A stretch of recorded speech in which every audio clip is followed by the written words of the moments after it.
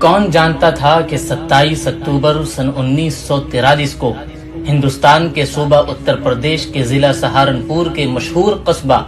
دیوبند میں پیدا ہونے والے اس فرزند کو پورے عالم اسلام میں کس چمک کے ساتھ طلوع ہو کر چمکنا ہے کہ ان کے مقابلے میں باقی سب کی چمک ماند پڑ جائے گی۔ مفتی محمد شفیع عثمانی صاحب کے گھر میں ان کے سب سے چھوٹے بیٹے مفتی محمد تقی عثمانی کی شکل میں ایک ایسا گوہر نایاب پیدا ہوا کہ جن کی چمک سے پوری دنیا کی علمی محفلیں بارونق ہیں۔ اگرچہ مفتی محمد تقی عثمانی صاحب اپنے والد کے سب سے چھوٹے بیٹے ہیں، لیکن وہ اپنی خدمات میں اپنے بڑے بھائی مفتی محمد رفیع عثمانی صاحب سے بھی بہت آگے ہیں۔ اگر حقیقت حال کو مد نظر رکھا جائے تو موجودہ دور میں اہل حق میں ان کی ٹکر کی کوئی دوسری علمی شخصیت پاکستان میں تو کیا پوری دنیا میں دیکھنے کو نہیں ملتی۔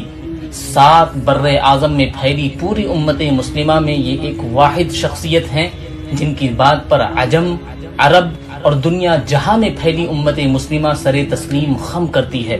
اور ہر مشکل گھڑی میں پوری دنیا کے مسلمانوں کی پہلی اور آخری نظر انہی کی طرف جاتی ہے۔ دوستو، آپ کو بتاتا چلوں کہ ایک مرتبہ افریقہ میں قادیانیوں کے متعلق غیر مسلم ہونے کے سلسلے میں کیس چل رہا تھا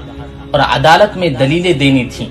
تو افریقہ کے مسلمانوں کی نظر پوری دنیا کو چھوڑ کر اس مقصد کے لیے جس ہستی کی طرف پڑی وہ حضرت مفتی محمد تقی عثمانی صاحب تھے، جو افریقہ والوں کی دعوت پر افریقہ گئے اور کورٹ میں اپنی دلیلوں سے قادیانیوں کو کافر ثابت کرنے میں کامیاب رہے۔ محترم دوستو، مفتی تقی عثمانی صاحب وہ ہستی ہیں جنہیں سعودی عرب ایک لمبے عرصے سے سعودی شہریت دے کر چاہتے ہیں کہ مفتی صاحب وہیں سعودی عرب میں ہی رہیں،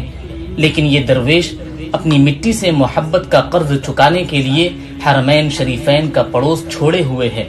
جنہیں ان کے ملک کے حاکموں نے بھلے ہی ملک کا سب سے بڑا ایوارڈ نہ دیا ہو، مگر دنیا کے بڑے بڑے بادشاہوں نے ان کی دینی خدمات کے اعتراف میں انہیں اپنے ملک کا سب سے بڑا ایوارڈ دیا ہے۔ محترم دوستو، آپ کو جان کر یہ حیرانی ہوگی کہ صرف اسلامی دنیا کے حکمران ہی نہیں بلکہ انگلینڈ کے سابقہ وزیر اعظم ڈیوڈ کیمرون سے شمالی امریکہ کے حاکموں تک مفتی تقی عثمانی صاحب سے وقت لے کر اسلام کے نظام معیشت یعنی اکانومی سسٹم پر مشورہ لیتے ہیں۔ دنیا کی نامور اور مشہور یونیورسٹیز سے لے کر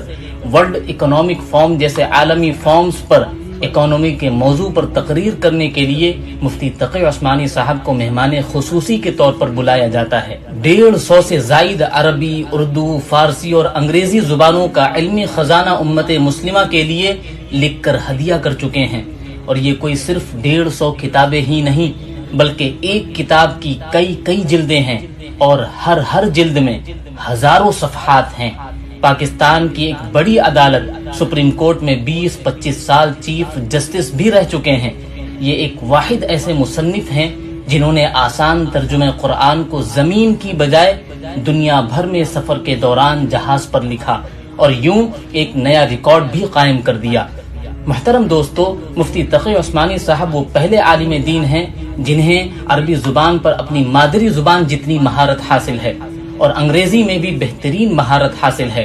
اس طرح دونوں زبانوں پر مکمل عبور کی وجہ سے ان کا لکھا گیا انگریزی ترجمہ قرآن